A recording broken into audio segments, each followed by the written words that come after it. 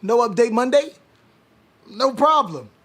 Because it's Update Tuesday.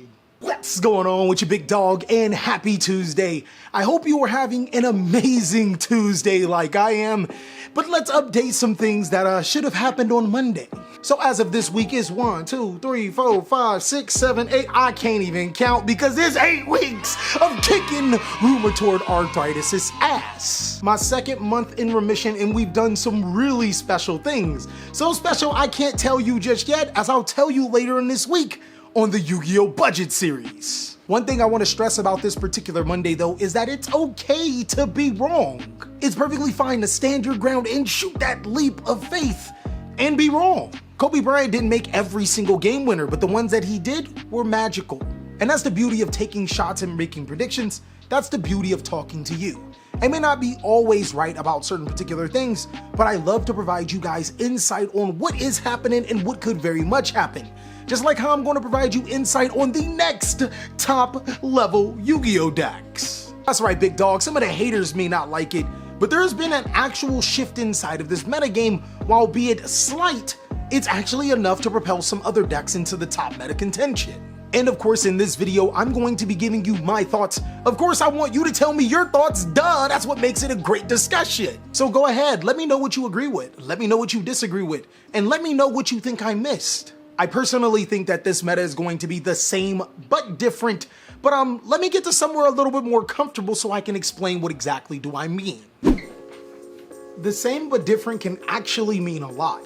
There are so many times where Konami actually makes moves, micro moves, and hit particular cards that may not feel like a lot, but changes everything.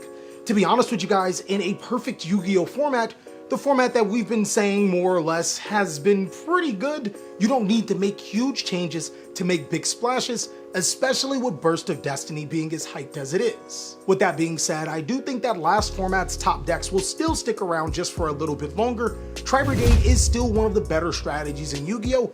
Even with the loss of Zodiac Barrage and Fire Formation Tenki being hit to 1, the deck still searches BBWs out the wazoo. Also, keep in mind its most powerful card in Tri-Brigade Revolt is still at 3 and can special summon monsters freely, whether it's banished or in the graveyard, to provide a free link monster like Tri-Brigade Shuraig, which not only is a way to banish your opponent's cards, but also can be a search card as well. Also, when I explained the Forbidden list yesterday, I said a hit to Drytron was huge in this particular list.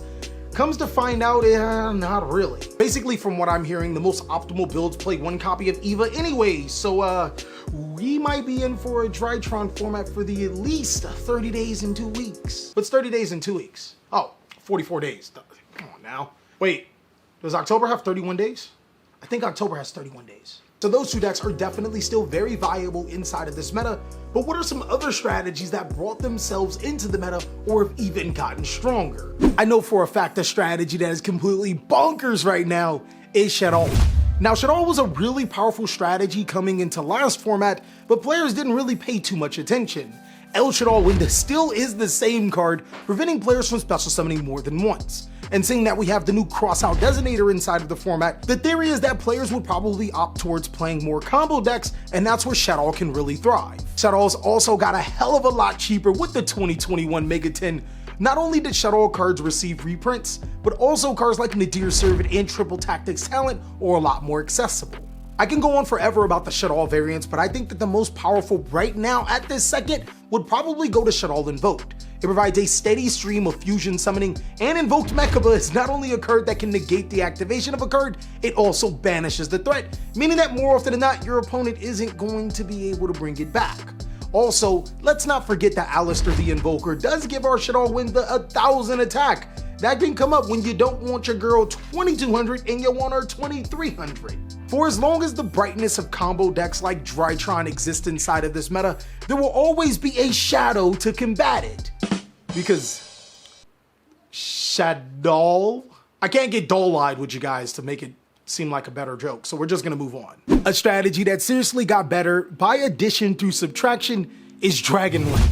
Now, Dragon Link has been plaguing us for the past 2 years with its incredible, awesome Dragon linking power. God, I miss you. And even with the ban of Guard Dragon LP, this deck is still really, really powerful. This strategy actually had a wave into last format when it was topping, and I strongly still consider it as a top 5 Yu-Gi-Oh deck. And if it doesn't show in the stat sheet, it definitely shows in the heart. Dragon Link still has some of the most terrifying boards, with Heretic Seal of Heavenly Spheres being able to non-targetable bounce an opponent's monster, and of course Dragon Maid Tiding being able to bounce that dragon monster back to your hand for later use, but also being able to disrupt your opponent. We all know that synchro monsters like Borreload Savage Dragon and Chaotic Ruler, the Chaotic Magical Dragon, are extremely easy for this deck to make, but the best part of this deck is the recursion. What a lot of people sleep on is the usage of Starlight Seyfert. This card not only searches your black or white dragon Calypso Serpent, but it also allows you to recycle some of those boss monsters back to your extra deck or your hand. Take for example Chaos Dragon Leveilleur. This card is a baller Yu-Gi-Oh card. Being able to rip a card out of your opponent's hand or destroy cards on your opponent's side of the field. You won't get that special summon effect, but Starlight Seyfert allows you to continuously recycle that card. Also, Striker Dragon the One doesn't hurt the deck anywhere near that I thought it would, as Chaos Space can not only search cards that you need from your deck like Leveilleur, black and white dragons, it also can shuffle back in the Striker Dragon when you need it. This is a strategy that is definitely rocketing in the meta and will Dragon Link its way into some wins. So towards the end of the last format, this strategy was all of the buzz. Now I think it's genuinely competitive. B-Trooper is a strategy that may not got necessarily stronger by the Forbidden List, but technically it did. Hits to Prankage, Drytron, and Tri-Brigade made them a little bit slower, but it also meant that B-Trooper's point of interactions are a lot stronger. Take for example against a Prankage player, if they're still considered competitive right now. If a player uses Prankid's Pandemonium, you can always chain that Retaliating Sea, and they're not competitive anymore by any stretch now. Retaliating Sea is not only painful for Prankkids and decks like Shuttles that we mentioned previously before, this strategy can also search cards like Contact Sea, which is extremely pesky against the rest of the strategies. B-Troopers also have some cards that are pretty pesky on their own. Invincible Atlas is a card that is 3000 attack, can't be targeted or destroyed by your opponent's card effects, can tribute a monster to bring out more B-Troopers to your side of the field. Oh, and I forgot, he can also gain 3000 attack. This is strong enough to out of 4 negate Apollosa, Red-Eye Dark Dragoon that's already negated once that time, and Obelisk the Tormentor? I mean, I'm pretty sure I have you at Obelisk the Tormentor, that's the more competitive card. I wouldn't be surprised if you inspect your local meta and it's infected with B-Trooper players, because these cards are the bee's knees. A strategy that actually got tremendously better because of the Forbidden List, it's a lot more consistent, is Virtual World. Now for some reason, players don't think that Virtual World is one of the best decks of the format, so allow me to remind you. Virtual World best deck, 2-stroke, boy! In a format where cards need to leave the field and go to the graveyard, Virtual World QB Senshin is not only a 2900 attack monster, it can also float itself to the side of the field and acts as a walking cosmos. A walking cosmos, whoa, that's stronger than a walking macrocosmos, right? Virtual World didn't lose anything from the Forbidden List, it actually got stronger. With the Emergency Teleport coming to semi-limited, you can special summon cards like Virtual World Nyan Nyan to your side of the field, which if this card is banished, you can shuffle one of your banished cards back into your deck.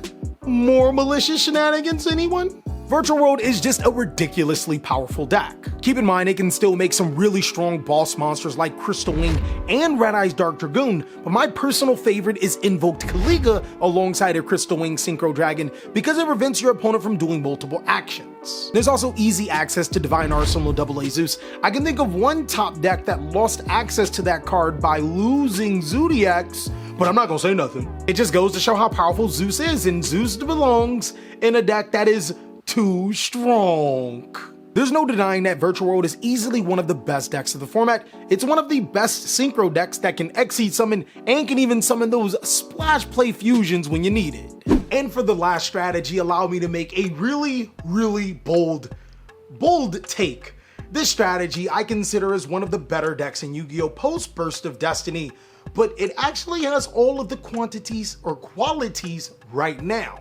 Heroes is a strategy that one would think when I say competitive in Yu-Gi-Oh! It wouldn't necessarily be at the top. But I would beg to differ, as Masked Hero Dark Law does almost essentially what Virtual World QB Shinshin does, as it banishes cards on the field, but this time around just the opponents. Dark Law also punishes your opponent when they search, allowing you to banish a card from their hand, so you can essentially take out the card that they want to add to their hand anyways. The huge problem that players have attached to Heroes is that it doesn't end on a negation. Have you guys seen Tri-Brigade? Have you seen Virtual World? Do you actually understand the format that we're in? Negations are nice, but they don't necessarily mean everything. Especially when you can go second and pack your deck with Hand Traps, Ash Blossom and Joyous Spring, and Infinite Impermanence will do. Or just blow out cards like Lightning Storm and Crossout Designator. Stop them from stopping you and OTK them. Heroes definitely have it in the OTK department. Evil Hero Malicious Bane is a monster that can be made with practically one Yu-Gi-Oh card. And Elemental Hero Sunriser not only gets you a free Miracle Fusion, is a monster that's pretty big in himself. I genuinely think that the right hero build is a lot better than what people expect, but who knows? Only time will tell if I'm right. And money, because heroes are really expensive. Well, that's pretty much all of the strategies I think will be in the next meta. I genuinely think that these strategies will be played a ton, except for heroes, because again, expense. But as always, if you want to add some alterations to this list or let me know about your own, then hit me. I also want you to check out these awesome videos, as of course, I'll catch you on the next one. You stay up, big dog, and remember, it's Taco Tuesday! Update Tuesday, but I wanted to say taco.